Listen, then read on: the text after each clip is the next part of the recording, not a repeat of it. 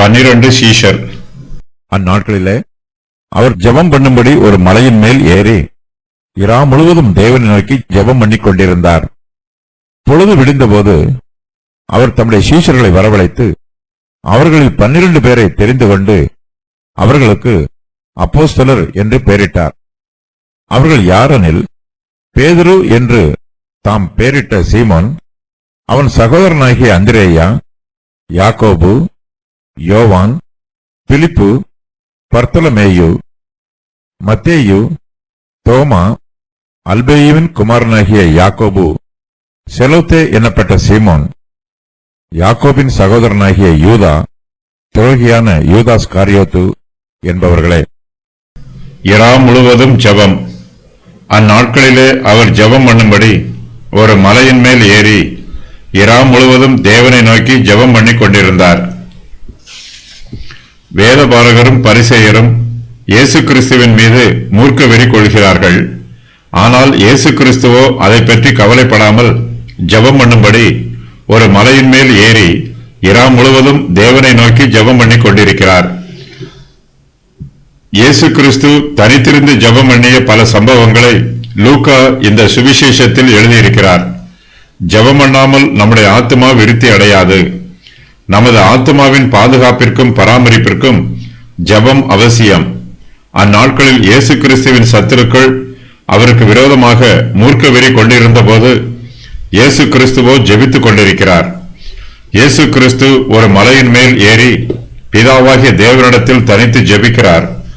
இங்கு அவருடைய ஜெபத்திற்கு இடையூறாக திரளான ஜனங்கள் கூடி வரமாட்டார்கள். தேவனோடு தனித்திருப்பதற்கு இங்கு அவருக்கு எந்த தொந்தரவும் இருக்காது. இந்த இடத்தில் இயேசு கிறிஸ்து இரவு முழுவதும் தேவனை நோக்கி ஜெபம் பண்ணிக் கொண்டிருக்கிறார். ஒவ்வொரு விசுவாசிக்கும் தங்களுடைய ஜெப வேளை மிகவும் முக்கியமான வேளையாகும். சில சமயங்களில் 1 மணி நேரம் தேவனோடு ஜெபிப்பதற்கே வருத்தப்படுகிறோம். ஆனால் இயேசு கிறிஸ்துவோ இரா முழுவதும் தேவனை நோக்கி ஜெபம் பண்ணிக் கொண்டிருக்கிறார். தேவனுடைய கிருபாசன தண்டையில் நாம் பணிந்து வந்து அவரிடத்தில் நமது துதிகளையும் ஸ்தோத்திரங்களையும் வேண்டுதல்களையும் விண்ணப்பங்களையும் ஏறெடுக்க வேண்டும். தேவனோடு ஜெபிப்பதில் நமக்கு சந்தோஷமான வேலையாக இருக்க வேண்டும்.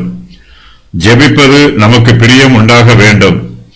பிரியமும் சந்தோஷமும் இருந்தால் நாம் நீண்ட நேரம் ஜெபிப்போம்.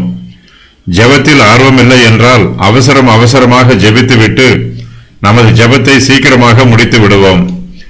நமது ஊழியத்தில் ஆண்டவர் நமக்கு ஒரு வெற்றியை தரும் பொழுது நாமும் தேவனிடம் அதிக நேரம் ஜெபம் பண்ண வேண்டும்.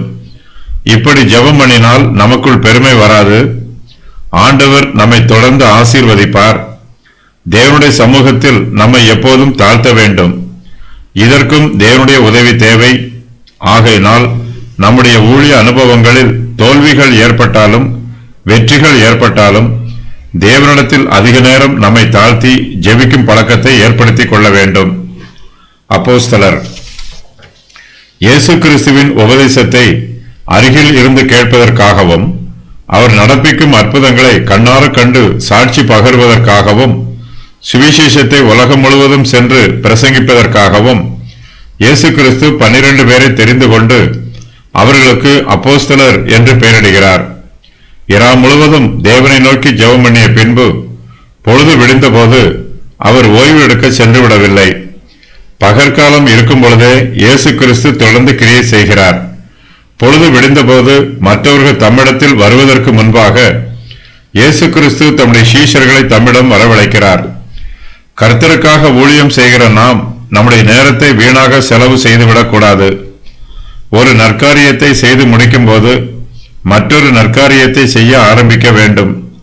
ஊழியக்காரர்கள் ஜெபத்தில் அதிக நேரம் தரித்திருக்க வேண்டும். ஜெபம் பண்ணுவதற்கு ஒவ்வொரு ஊழியக்காரரும் தங்களை பிரதிஷ்டை பண்ண வேண்டும். அப்போஸ்தலர்களின் எண்ணிக்கை 12 ஆகும். அவர்களின் பெயர்கள் இங்கு குறிப்பிடப்பட்டிருக்கிறது. 3 முறை அப்போஸ்தலர்களின் பெயர்கள் சுவிசேஷ புஸ்தகங்களில் எழுதப்பட்டிருக்கிறது. எல்லா அட்டவணையிலும் அவர்களுடைய பெயர்களின் வரிசை ஒன்றுபோல் இல்லை. வரிசையில் வித்தியாசம் இருக்கிறது. இயேசு கிறிஸ்துவின் அப்போஸ்தலராக இருப்பது அவர்களுக்கு கிடைத்திருக்கும் மிகப்பெரிய சிலாக்கியம். ஆயினும் அவர்களில் ஒருவனாகிய யூதாஸ் காரியோத்து தன்னை பிசாசுக்கு ஒப்பு கொடுத்து இயேசு கிறிஸ்துவை காட்டிக் கொடுக்கிறான். இயேசு கிறிஸ்து யூதாஸ் காரியோத்தை தம்முடைய அப்போஸ்தலனாக தேர்ந்தெடுத்த போது அவரை காட்டிக் கொடுக்க வேண்டும் என்னும் எண்ணம் அப்போது அவரிடத்தில் இல்லை. தம்முடைய சீஷர்களை ஊழியத்திற்கு அனுப்புவதற்கு முன்பாக இயேசு கிறிஸ்து அவர்களுக்கு அப்போஸ்தலர் என்று பெயரிட்டார் என்பது தெரிய வருகிறது. அப்போஸ்தலர்களின் எண்ணிக்கை 12 பேர். பிலிப்பு 12 அப்போஸ்தலர்களில் ஒருவர். இவருடைய ஊழிய அழைப்பு நாத்தான் வேலை இயேசுவிடம் அழைத்து வருகிறவர். நாத்தான் வேலின் சகோதரர். திரளான ஜனங்களுக்கு போஜனம் கொடுத்தபோது பந்தி விசாரிப்பில் உதவி புரிந்தவர். கிரேக்கரை இயேசுவிடம் அழைத்து வந்தவர். இயேசுவிடம் பிதாவை காண்பிக்குமாறு கேட்டவர். செலேத்தே என்னப்பட்ட சீமோன் 12 அப்போஸ்தலர்களில் ஒருவர். கானானியர் என்று அழைக்கப்பட்டவர். செலாத்தே என்பவர்கள் யூத மார்க்கத்தில் வைராக்கியமான பிரிவினர். ரோமருக்கு எதிராக கலகம் பண்ணியவர்கள். திருச்சபை வரலாற்றின் பிரகாரமாக சீமோனை சீரிய தேசத்திலே சிலுவையில் அறைந்து கொண்டார்கள்.